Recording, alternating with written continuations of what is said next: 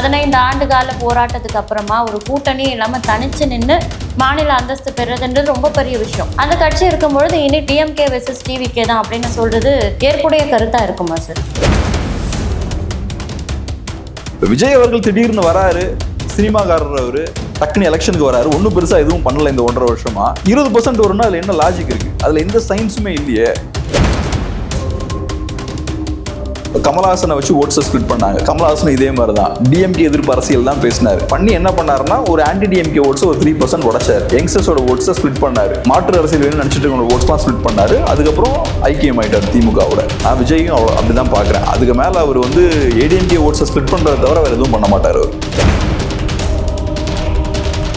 அந்த தீவை கொடுத்தது நீங்க. இப்போ அந்த தீவை மீட்கணுன்ற ரெசல்யூஷனும் நீங்க தான் பாஸ் பண்றீங்க. அதை பாஸ் பண்ணும்போது குவைட்டா இருந்தாலும் பரவாயில்ல, ப்ரெஸ்ஸை மீட் பண்ணி நீங்க என்ன சொல்றீங்க, கொடுத்தது கரெக்ட் தானும் சொல்றீங்க. ஸோ கச்சத்தீவை கொடுத்தது கரெக்ட் தான்னா இப்போ எதுக்கு அதை மீட் எடுக்கணும்னு சொல்றீங்க? ஸோ ஏதோ ஒரு ஸ்டாண்ட் நீங்க எடுங்க.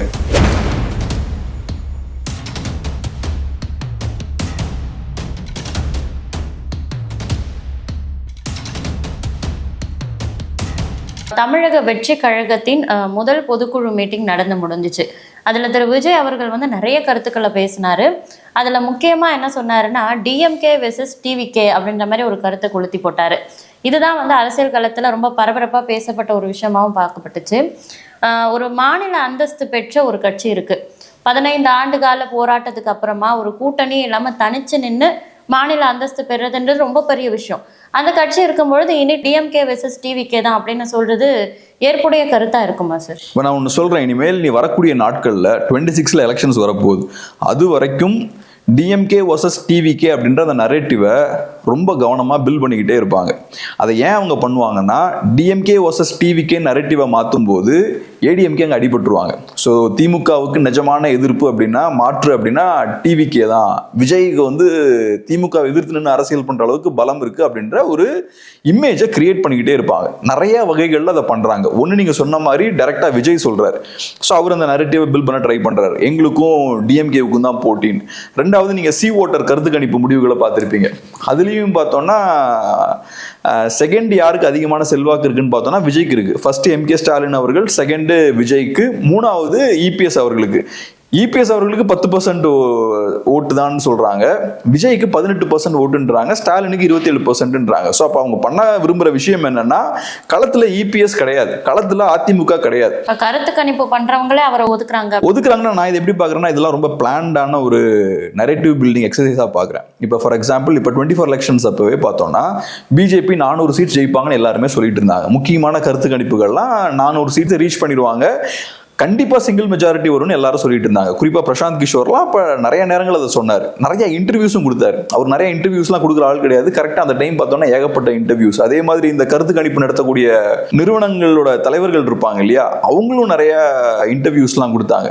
ஸோ அவங்க கருத்து கணிப்புன்றதை தாண்டி ஒரு ப்ரொபகேண்டா, ஒரு பிரச்சாரம் அது வழியா அவங்க பண்றாங்க. ஒரு நரேட்டிவை பில்ட் பண்றாங்க. பிஜேபி ஸ்ட்ராங்கா இருக்கு அப்படின்ற அந்த நரேட்டிவை எலெக்ஷனுக்கு முன்னாடியே அவங்க உருவாக்குறாங்க.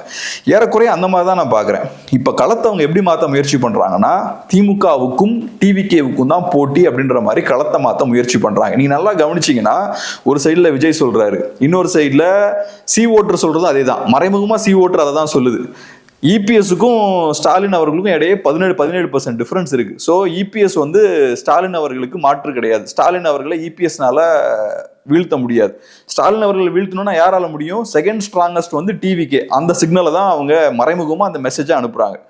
ரெண்டாவது, தமிழ்நாட்டில் மாற்று அரசியல்னா என்டிகே கிடையாது, டிவிகே தான்.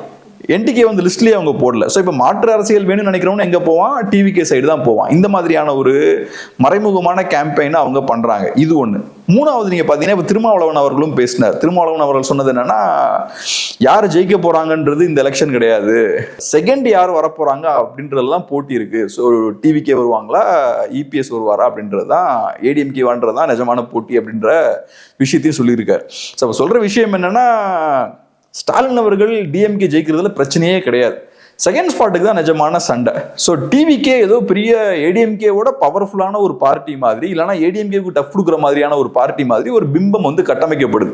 அதுக்கான காரணம் என்னன்னா மக்களுக்கு எப்பவுமே ஒரு சந்தேகம் இருக்கும், நம்ம ஓட்டு போடுறோம்னா நம்ம ஓட்டு வேஸ்ட் ஆகிடக்கூடாது. ஸோ இப்போ நான் டிவிகேக்கு போடுறேன்னா என்னோட கன்சர்ன் என்னவா இருக்கும்? விஜய் புது கட்சி, திமுகவை தோக்கடிக்கணும்னா பேசாம ஏடிஎம்கேவுக்கு போட்டுருவோம், ஏன் பேசாம விஜய்க்கு போட்டு நம்ம ஓட்டை வேஸ்ட் பண்ணுன்ற சந்தேகம் தான் நமக்கு இருக்கும். ஸோ இப்போ இந்த கருத்து கணிப்புகள் மூலமாக, இந்த பிரச்சாரங்கள் மூலமாக நமக்கு சொல்லப்படுற விஷயம் என்னன்னா, நீங்க ஒன்றும் கவலைப்படாதீங்க, ஏடிஎம்கேவோட டிவிகே தான் ஸ்ட்ராங்கா இருக்கு, ஸோ தைரியமா நீங்க டிவிகேக்கு ஓட்டு போடலாம்னு சொல்றாங்க. அப்படி போட்டா என்ன ஆகும்? ஏடிஎம்கேவோட ஓட் ஸ்பிளிட் ஆகும், டிஎம்கே ஈஸியா ஜெயிக்கும். ஸோ அதை தான் அவங்க செய்ய முயற்சி பண்றாங்க. டிஎம்கேவோட அஜெண்டா அப்படின்னு சொல்லுவாரு. டிஎம்கேவோட அஜெண்டாவோ டிவிகேவோட அஜெண்டாவோ, ஆனா இது பிளான்டு. இது வந்து எனக்கு தெரிஞ்சு இது ஒரு நரேட்டிவை பில்ட் பண்ண தான் ட்ரை பண்றாங்க. டிவிகேவுக்கு அவ்வளவு பெரிய ஸ்ட்ரென்த்லாம் களத்துல கிடையாது. ஏன்னா இந்த லாஸ்ட் ஒரு 1.5 இயர்ஸ்ல ஒரு 4 தடவை தான் வெளில வந்து பேசியிருக்காரு. 4 தடவை வெளில வந்து பேசின உடனே 20%க்குலாம் ஓட்டு போயிடாது. சோசியல் சயின்ஸ்னு ஒரு முக்கியமான ஒரு டிபார்ட்மெண்ட் இருக்கு இல்லையா? சோசியல் சயின்ஸ்னா என்ன? சொசைட்டிலையும் அதுலயும் சயின்ஸ் அப்ளை ஆகும். சொசைட்டில நடக்கக்கூடிய மாற்றங்களும் அதுவும் ஒரு சயின்ஸ் தான். பிடிச்ச மாதிரி டக்குன்னுலாம் மாற்றங்கள் வந்துடாது.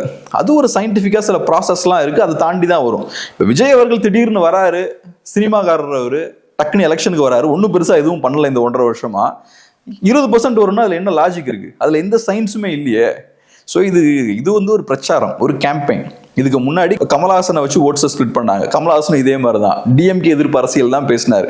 டிஎம்கே ஆமா, அப்புறம் பிடிச்ச டிவி எல்லாம் உடைச்சாரு, இந்த விஷயம் எல்லாம் பண்ணி என்ன பண்ணாருன்னா, ஒரு ஆன்டி டிஎம்கே ஓட்ஸ் ஒரு 3% உடைச்சாரு. யங்ஸ்டர்ஸோட ஓட்ஸை ஸ்பிளிட் பண்ணாரு. மாற்று அரசியல் வேணும்னு நினைச்சிட்டு ஓட்ஸ்லாம் ஸ்பிளிட் பண்ணாரு. அதுக்கப்புறம் ஐக்கியம் ஆயிட்டார் திமுகவோட. நான் விஜயும் அவ்வளோ அப்படிதான் பாக்குறேன். அதுக்கு மேல அவர் வந்து ஏடிஎம்கே ஓட்ஸை ஸ்பிளிட் பண்றதை தவிர வேற எதுவும் பண்ண மாட்டார் அவர். இப்போ ஊடகங்கள்ல இந்த கட்சியினர் வந்து சண்டை போட்டுக்கிறதாகட்டும், இல்ல தேர்தல் களத்துல இவங்க மோதிக்கிறதெல்லாம் பார்க்கும் பொழுது எது எதிர்கட்சி, யார் எதிராக செயல்படுறான்ற ஒரு விஷயம் வந்து மக்களுக்கு புரியும்.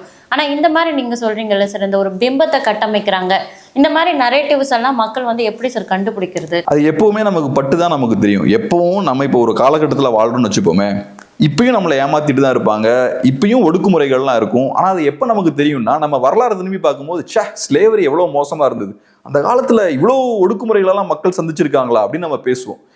இன்னைக்கும் அது நடந்துட்டு தான் இருக்கும். எப்பவுமே ஒடுக்குமுறைகள் வந்து உங்க கண்ணுக்கு தெரிகிற மாதிரி இருக்காது, அது மறைமுகமா பேக்ரவுண்ட்ல இருக்கும். அதை நீங்க ஓவர் கம் பண்ணி அதை முறியடிச்சதுக்கு அப்புறம் தான் உங்களுக்கு நடந்துட்டு இருக்குன்னு தெரியும். ஸோ பழைய காலத்துல நடந்த ஒடுக்குமுறையெல்லாம் அதை ஓவர் கம் பண்ணி நம்ம தாண்டி வந்தாச்சு. தாண்டி வந்ததுக்கு அப்புறம் அதை நம்ம இவ்வளவு பெரிய ஒடுக்குமுறை இருக்கான்னு நம்ம பேசுறோம்.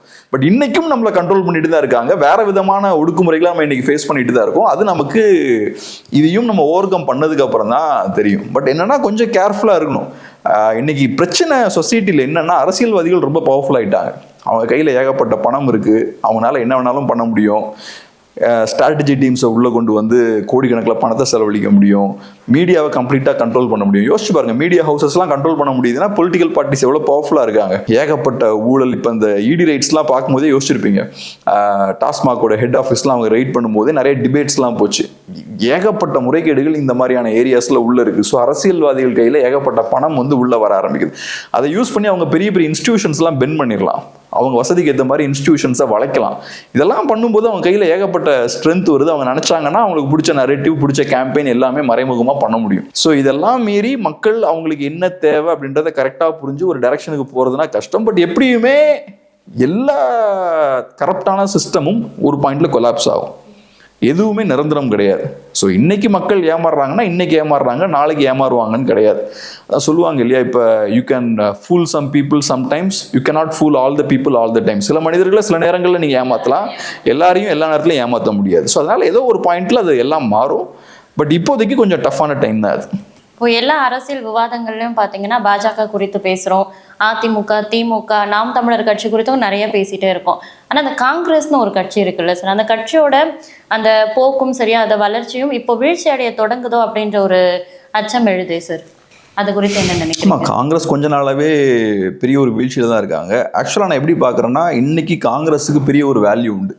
டிஎம்கேல இருக்கக்கூடிய கூட்டணி கட்சிகள்லயே அதிகப்படியான முக்கியத்துவம் வாய்ந்த கட்சினா என்னை பொறுத்தளவுல காங்கிரஸ் பார்ட்டி தான். காங்கிரஸ் பார்ட்டி தான் திமுகவுக்கு நாங்கள் மைனாரிட்டிஸோட பாதுகாவலர்கள் அப்படின்ற அந்த இமேஜை ஏற்படுத்தி கொடுக்கறது காங்கிரஸ் தான். ஏன்னா நேஷனல் லெவலில் காங்கிரஸ் தான் இந்தியா அலையன்ஸை ஹெட் பண்ணுறாங்க. இந்தியா அலையன்ஸில் இருக்கக்கூடிய பிகெஸ்ட் பார்ட்டினா காங்கிரஸ் தான். பிஜேபி இருக்கக்கூடிய மிக முக்கியமான கட்சினா காங்கிரஸ் தான். ஸோ மைனாரிட்டிஸ் வந்து டிஎம்கே அலையன்ஸுக்கு ஓட்டு போடுறதுக்கான காரணம் என்னன்னா, டிஎம்கே காங்கிரஸ் அலையன்ஸோட இந்தியா அலையன்ஸோட ஒரு பார்ட்டாக இருக்காங்க. ஸோ பாஜக எதிர்க்கிறாங்க அப்படின்றதுக்காக தான். இப்போ காங்கிரஸ் மட்டும் ஏடிஎம்கேக்கு ஷிஃப்ட் ஆனாங்கன்னா மைனாரிட்டி ஓட்ஸும் அங்கே ஷிஃப்ட் ஆகும். பட் காங்கிரஸ் அஃப்கோர்ஸ் அதை பண்ண மாட்டாங்க. பட் சொல்கிறேன், காங்கிரஸோட இம்பார்ட்டன்ஸ் வந்து இன்னைக்கு ரொம்ப அதிகமாக இருக்கு. பட் காங்கிரஸை பொறுத்தளவு அவங்க ஏடிஎம்கே விட டிஎம்கே தான் ப்ரிஃபர் பண்ணுவாங்க. ஏன்னா டிஎம்கே இன்னும் நேஷனல் லெவலில் அவங்களுக்கு பிஜேபி எதிர்த்து அரசியல் பண்ணுறதுக்குலாம் டிஎம்கே இன்னும் பெட்டராக இருப்பாங்கன்ற மாதிரி காங்கிரஸ் பார்ப்பாங்க. பட் இப்போ ஸ்டேட் லெவலில் பார்த்தோம்னா என்ன ஆகுதுன்னா கண்டினியூஸாக அவங்க ரொம்ப நாட்களாக டிஎம்கே கூடயே இருந்துட்டாங்க. இப்போ பார்ட்டி வந்து ஸ்டேட் லெவலில் வீக் ஆகிக்கிட்டே இருக்காங்க. திமுகவோட கண்டினியூஸாக ரொம்ப நாட்கள் டிராவல் பண்ணக்கூடிய எல்லா கட்சிகளும் ஃபேஸ் பண்ணக்கூடிய ப்ராப்ளம் தான் இது. கம்யூனிஸ்டுகளும் அதே மாதிரி தான். ஒரு 10-15 இயர்ஸ்க்கு முன்னாடி கம்யூனிஸ்டுகள்லாம் பவர்ஃபுல்லாக இருந்தாங்க. நான் காலேஜ்லாம் படிக்கும்போது கூட பார்த்தோம்னா போராட்டம்னு வந்துச்சுன்னா கம்யூனிஸ்ட் பார்ட்டி தான் அதை முன்னெடுத்து நடத்துவாங்க. இன்னைக்கு அந்த சூழல்லாம் மாறிடுச்சு. இன்னைக்கு நாம் தமிழர் கட்சி மாதிரியான கட்சிகள் யங்ஸ்டர்ஸை மொபிலைஸ் பண்ணி பெரிய போராட்டங்கள் நடத்துறாங்க. இந்த கட்சிகளால் கவர்மெண்ட்டை எதிர்த்து எதுவும் பேச முடியல. வைகோ ஒரு காலத்தில் எவ்வளோ பவர்ஃபுல்லான லீடராக இருந்தார். இன்னைக்கு அந்த கட்சி ரொம்ப வீக் ஆயிருச்சு. டிஎம்கேலாம் நம்ம ஒன்றும் இல்லை அப்படின்ற சூழலுக்கு தள்ளப்பட்டிருக்கு. அந்த மாதிரி தான் ஒவ்வொரு கட்சியும் மாறுவாங்க. அதே மாதிரி காங்கிரஸும் பெரிய அளவில் பலவீனப்படுத்த காங்கிரஸ் பார்ட்டிக்குள்ள இருக்க நிறைய பேரே பார்த்தோம்னா அவங்க திமுகவோட ரொம்ப க்ளோஸா இருக்காங்க. காங்கிரஸ் பார்ட்டிக்கு விசுவாசமா இருக்கிறத விட திமுகவுக்கு அவங்க ரொம்ப க்ளோஸா இருக்காங்க. இது காங்கிரஸ் மட்டும் கிடையாது, கம்யூனிஸ்ட் பார்ட்டிலையும் இன்னைக்கு நீங்க பார்க்கலாம், விசிகேலையும் பார்க்கலாம், எல்லா கட்சிகளையும் பார்க்கலாம். ஸோ அந்த வகையில் காங்கிரஸ் பார்ட்டி இன்னைக்கு கொஞ்சம் வீக் ஆகிட்டு இருக்கு அப்படின்னு பார்க்கலாம். பட் இருந்தாலும் இன்னைக்கு வீக்காக இருந்தாலும் காங்கிரஸ் பார்ட்டிக்கு இப்போ இருக்க சூழலில் பெரிய ஒரு இம்பார்ட்டன்ஸ் உண்டு. காங்கிரஸ் மாநில அளவில் வந்து பலவீனம் அடைஞ்சிருக்கு அப்படின்னு பேசணும். அதுக்கு இப்போ தற்சமயத்தில் ஒரு முக்கிய காரணமாக பார்க்கப்படுறது காங்கிரஸோட மாநில தலைவராக இருக்கக்கூடிய திரு செல்வ பெருந்தகை அவர் மேலே நிறைய குற்றச்சாட்டு வர்றதும், மாவட்ட தலைவர்கள் எல்லாருமே அவர் மேலே அதிருப்தியில் இருக்கிறதாவும் அவருடைய பதவியை மாற்ற போகிறதாவும் நிறைய தகவல் வருது. இப்போ சமீபத்தில் திரு சவுக்கு சங்கர் அவர்களுடைய வீட்டை சூறையாடினதுலையும் அவருக்கு முக்கிய பங்கு இருக்கிறதா பார்க்கப்படுது. இந்த குற்றச்சாட்டுகள் வர ஒருத்தர் தான் தேசிய கட்சியின் மாநில தலைவரா அப்படின்ற ஒரு கேள்வி எழுந்திருக்குல்ல, அதை எப்படி பார்க்குறீங்க? இப்போ ஒரு நேஷனல் பார்ட்டியை பொறுத்தளவில் மாநில தலைவர்களுக்கு பெரிய ரோல் கிடையாது. இப்போ அண்ணாமலை அவர்கள் ரொம்ப பாப்புலராக இருந்தார், பெரிய ஒரு ஃபேன் ஃபாலோவிங் இருக்கக்கூடிய ஒரு லீடராக இருந்தார். பட் இப்போ திடீர்னு ஒரு தேவை வருது, அதிமுகவோட போனால் பெட்டர் அப்படின்ற ஒரு முடிவுக்கு பிஜேபி வராங்க. ஸோ இப்போ என்ன பண்ணுறாங்கன்னா அண்ணாமலை அவர்கள் நீ கொடுக்குற ப்ரெஸ் மீட்டை பார்க்கும்போது ரைட்டு மாற்றம் வரப்போகுது அப்படின்ற விஷயத்தை ஏற்றுக்கிறார். ஸோ அந்த வகையில் இது செல்வ பெருந்தகை அவர்களுக்கும் அப்ளை ஆகும். காங்கிரஸ் பார்ட்டியோட மாநில தலைவர்னா அவங்களுக்கு லிமிட்டேஷன்ஸ் இருக்குது. அவங்களோட பொசிஷன் வந்து நிரந்தரம்லாம் கிடையாது. குயிக்காக டக்குன்னு அவங்க மாற்றப்படுவதற்கான வாய்ப்புகள் அதிகம் உண்டு. அதுபோக இப்போ செல்வ பெருந்தகை அவர்களை பொறுத்தளவில் சில விஷயங்கள்லாம் எனக்கு ரொம்ப ஆச்சரியமாக இருக்கும் அவர் பேசும்போது. இப்போ குறிப்பாக கச்சத்தீவு இஷ்யூலாம் பார்க்கும்போது அவரோட ப்ரெஸ் மீட்டை பார்க்கும்போது ரொம்ப வேடிக்கையாக இருந்தது. ரொம்ப கேஷுவலாக ரொம்ப சாதாரணமாக அவர் பாட்டுக்கு அது ஒரு வானம் பார்த்த பூமின்றாரு, அது ஒரு சின்ன ஒரு நிலப்பரப்பு தான்றாரு, 288 ஏக்கர்ஸ் தான்றாரு, தண்ணி இல்லைன்றாரு, அதனால ஒன்றும் பெரிய இழப்பு இல்லை அப்படின்ற மாதிரி சாதாரணமாக பேசிகிட்டு இருக்காரு. எப்படி இவ்வளோ மோசமான புரிதலில் இருந்து ஒரு பெரிய ஒரு லீடர் பேசுவார் அப்படின்ற மாதிரி நமக்கு தோணுது. ஏன்னா ஒரு சாதாரணமாக அது ஒரு சின்ன பீஸ் ஆஃப் லேண்ட் நீங்கள் தூக்கி போட்டுற முடியாது இல்லை, ஒவ்வொரு இன்ச்சையும் நீங்கள் ப்ரொடெக்ட் பண்ணணும். அதுக்காக தான் மக்கள் உங்களுக்கு கையில் அதிகாரத்தை கொடுத்து உட்கார வச்சிருக்காங்க. நீங்கள் பாட்டுக்கு உங்கள் மக்களுக்கு சொந்தமான நிலத்தை வந்து மற்றவங்களுக்குலாம் தூக்கி கொடுக்கறதுக்கு அதிகாரத்தை மக்கள் கொடுத்துருக்காங்க. அதுவும் இல்லாமல் அந்த நிலத்துக்கு பெரிய ஒரு ஸ்ட்ராட்டஜிக் இம்பார்ட்டன்ஸும் இருக்குது, பெரிய முக்கியத்துவமும் இருக்குது. இன்னைக்கு சைனா எக்ஸ்பேண்ட் ஆகி வரும்போது நாளைக்கு கச்சத்தீவு வழியாக நமக்கு பிரச்சனை கூட வரலாம். ஏன்னா இப்போ ஸ்ரீலங்கா பார்த்தோம்னா கம்ப்ளீட்டாக சைனாவோட கண்ட்ரோலில் இருக்காங்க.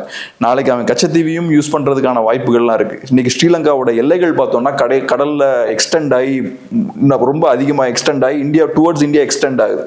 ஸோ இன்னைக்கு நம்ம கிட்ட கச்சத்தீவு இருந்ததுன்னா நம்மளோட எல்லைகள் கடலில் வந்து எக்ஸ்டெண்ட் ஆகிருக்கும். ஸோ இவ்வளவு இழப்புகளை ஃபேஸ் பண்ணியிருக்கோம். இன்னைக்கு நம்ம மீனவர்களும் கஷ்டப்பட்டுட்டு இருக்காங்க. இதெல்லாம் இருக்கும்போது அவர் பாட்டுக்கு ரொம்ப கேஷுவலாக பேசுறாரு. ஸோ அந்த மாதிரி சில சிக்கல்கள் இருக்கு. பட் ஒரு நேஷனல் பார்ட்டியோட ரீஜனல் லீடருக்கு பெரிய ஒன்றும் முக்கியத்துவம் கிடையாது. நிறைய ப்ராப்ளம்ஸ் மாதிரி வந்துகிட்டே இருந்ததுன்னா அவங்க மாத்திடுவாங்க, அவ்வளவுதான். அதுல ஒன்றும் பெரிய சீரியஸ்னஸ் இருக்க மாதிரி தெரியல. கச்சத்தீவை தாரை வார்த்து கொடுத்ததே காங்கிரஸ் ஆட்சியில தான் சொல்லப்படுது. இப்போ காங்கிரஸோட நெடுங்காலமா கூட்டணியில இருக்கக்கூடிய திமுக இப்போ ஒரு தீர்மானம் நிறைவேற்றிருக்காங்க, கச்சத்தீவை நாங்க மீட்கிற ஒரு முயற்சியில ஈடுபட போறோம் அப்படின்னு சொல்லிட்டு. இது காங்கிரஸுக்கும் திமுகவும் ஒரு முரணான போக்கு உருவாக்காது சார்? இப்போ காங்கிரஸ் பார்ட்டியும் அந்த ரெசல்யூஷனை வந்து சப்போர்ட் பண்ணியிருக்காங்க. என்னை பொறுத்தளவில் காங்கிரஸ் பார்ட்டி சப்போர்ட் பண்ணாமல் இருந்தால் கூட ஆமாம், காங்கிரஸ் பார்ட்டி அந்த ரெசல்யூஷன் சப்போர்ட் பண்ணாமல் இருந்தால் கூட ஓரளவுக்கு ஒரு தெளிவு இருக்குன்னு நம்ம பார்க்கலாம். ஏன்னா அந்த தீவை கொடுத்தது நீங்கள், இப்போ அந்த தீவை மீட்கணுன்ற ரெசல்யூஷனும் நீங்கள் தான் பாஸ் பண்ணுறீங்க. அதை பாஸ் பண்ணும்போது குவைட்டாக இருந்தாலும் பரவாயில்ல, ப்ரெஸ்ஸை மீட் பண்ணி நீங்கள் என்ன சொல்கிறீங்க, கொடுத்தது கரெக்டு தானு சொல்கிறீங்க. ஸோ கச்சத்தீவை கொடுத்தது கரெக்டு தான்னா இப்போ எதுக்கு அதை மீட் எடுக்கணும்னு சொல்கிறீங்க? ஸோ ஏதோ ஒரு ஸ்டாண்ட் நீங்கள் எடுங்க, கரெக்டோ தப்போ ஒரு ஸ்டாண்டை நீங்கள் ஸ்ட்ராங்காக எடுங்க. அந்த விஷயமே இல்லை. ஸோ இப்போ திமுகவை பொறுத்தளவு அவங்க இந்த இஷ்யூவை ஏன் கையில் எடுக்கிறாங்கன்னா, எலெக்ஷன் கிட்ட வர வர ஏகப்பட்ட இஷ்யூஸ் அவங்க கையில் எடுப்பாங்க. இதுவும் அந்த மாதிரியான இஷ்யூ. ஸோ இப்போ அவங்களுக்கு என்னன்னா சென்ட்ரல் கவர்மெண்ட்டோட மோதுறதுக்கு ஏதாவது இஷ்யூஸ் வேணும். ஸோ நேஷனல் லெவலில் பிஜேபியோட சண்டை போடுறதுக்கு தேவையான எல்லா இஷ்யூஸும் கையில் எடுப்பாங்க. இப்போ நீங்கள் பார்த்தீங்கன்னா மும்மொழி கொள்கையாக இருக்கலாம், NEP-யா இருக்கலாம், ஆமாம் அதுவாக இருக்கலாம், எல்லா இஷ்யூஸும் கையில் எடுத்துக்கிட்டே இருக்காங்க. டீலிமிட்டேஷன் எல்லாத்தையும் கையில் எடுக்கிறாங்க. அதுக்கான காரணம் என்ன? எலெக்ஷன் கிட்ட நெருங்க நாங்கள் தான் பிஜேபிக்கு எதிராக ஃபைட் பண்ணிட்டு இருக்கோம் அப்படின்ற ஒரு இமேஜை அவங்க கிரியேட் பண்ண முயற்சி பண்ணுறாங்க. ரெண்டாவது, இடி ரைட்ஸ்லாம் நடந்ததுக்கப்புறம் மேபி சில முக்கியமான திமுகவில் இருக்கக்கூடிய முக்கிய புள்ளிகள் மாற்றுவதற்கான வாய்ப்பு இருக்குன்றாங்க, சிக்கலில் மாற்றுறதுக்கான வாய்ப்பு இருக்குன்றாங்க. ஸோ அது நடக்கிறதுக்கு முன்னாடி திமுக அவங்க சைட்ல இருந்து பிஜேபி மேலே பொலிட்டிக்கல் ப்ரெஷர் போடவும் முயற்சி பண்ணுறாங்க அப்படின்ற ஒரு பார்வையும் இருக்கு. ஸோ இன்னைக்கு திமுக கச்சத்தீவு இஷ்யூ எடுக்கிறாங்கன்னா அது ஏதோ பெரிய அந்த கச்சத்தீவு மேலே திமுகவுக்கு பெரிய அக்கறை இருக்குன்னுலாம் அர்த்தம் கிடையாது. ஏன்னா அப்படி நிஜமாவே அக்கறை இருந்திருந்தா எவ்வளோ ஆண்டுகள் ஆச்சு? கண்டினியூஸாக நீங்கள் அதுக்கு ஃபைட் பண்ணிகிட்டே இருந்திருக்கணும். கரெக்டாக எலெக்ஷனுக்கு முன்னாடி நீங்கள் அந்த இஷ்யூவை கையில் எடுக்க மாட்டீங்க. ஸோ நீங்கள் இன்னைக்கு அந்த இஷ்யூவை கையில் எடுக்கிறீங்கனாலே பொலிட்டிக்கல் கெயின்ஸுக்காகவும் உங்களுக்கு சில தேவைகள் இருக்குது, அதுக்காகவும் தான் நீங்கள் அந்த இஷ்யூவை கையில் எடுக்கிறீங்க. ஸோ அங்கே தான் பிரச்சனை ஆரம்பிக்குது. ஒரு மக்கள் இஷ்யூ நீங்கள் கையில் எடுக்கிறீங்கன்னா நிஜமாவே மக்கள் மேலே உங்களுக்கு அக்கறை இருக்கணும், அந்த இஷ்யூவுக்கு ஒரு சொல்யூஷன் கண்டுபிடிக்கணுன்ற ஒரு அக்கறையோடு நீங்கள் அந்த இஷ்யூவை கையில் எடுக்கணும். எனக்கு பிரச்சனை வரும்போது என் பர்சனல் தேவைகளுக்காக நான் மக்களோட இஷ்யூஸை கையில் எடுப்பேன். என் பிரச்சனை முடிஞ்சதுக்கப்புறம் அந்த இஷ்யூவை தூக்கி நான் ஓரமாக வச்சுருவேன்னா அது சுயநலம்னு அர்த்தம். ஸோ அது சரி கிடையாது. இப்போ நடக்கிறது அதுதான் நடந்துட்டு இருக்கு. ஸோ அதனால இப்போ திமுகவை பொறுத்தளவில் இந்த காரணங்களுக்காக கச்சத்தீவு இஷ்யூவை கையில் எடுக்கிறாங்க. இது காங்கிரஸ் பார்ட்டியை ஒரு சங்கடமான ஒரு இக்கட்டான ஒரு சூழலுக்கு தான் அது தள்ளுது. ஏன்னா காங்கிரஸ் பார்ட்டியை பொறுத்தளவில் அவங்க தான் அந்த கச்சத்தீவை கொடுத்தது. இன்னைக்கு அது கரெக்ட், ஆனால் திரும்பியும் மீட்டெடுக்கணுன்றாங்க. அந்த ரெசல்யூஷனையும் அவங்க சப்போர்ட் பண்றாங்க. ஸோ இது காங்கிரஸ் பார்ட்டி எவ்வளோ வீக்காக இருக்காங்கன்றதை காட்டுது. காங்கிரஸ் பார்ட்டியோட ஸ்டாண்ட் அந்த கச்சத்தீவை கொடுத்தது கரெக்ட் தான், பட் இருந்தாலும் இன்னைக்கு வேற வழி இல்லை. திமுக ரெசல்யூஷன் பாஸ் பண்றாங்கன்னா திமுகவோட தான் நம்ம சேர்ந்து நிற்கணும், நமக்கு வேற வழி இல்லை அப்படின்ற ஒரு இடத்துல இருக்காங்க. ஸோ திமுக சொல்றதையும் செய்யறாங்க, இந்திரா காந்தியையும் சப்போர்ட் பண்ணிக்கிறாங்க. இப்படி ஒரு மாதிரி ஒரு குழப்பத்துல தான் அவங்க இருக்காங்க. இவ்வளவு நேரம் நேர்காணல் இணைந்து தமிழக அரசியல் குறித்தும் தேசிய அரசியல் குறித்தும் நிறைய தகவல்களை எங்களுக்காக பகிர்ந்துகிட்டதுக்கு ரொம்ப நன்றி. நன்றி.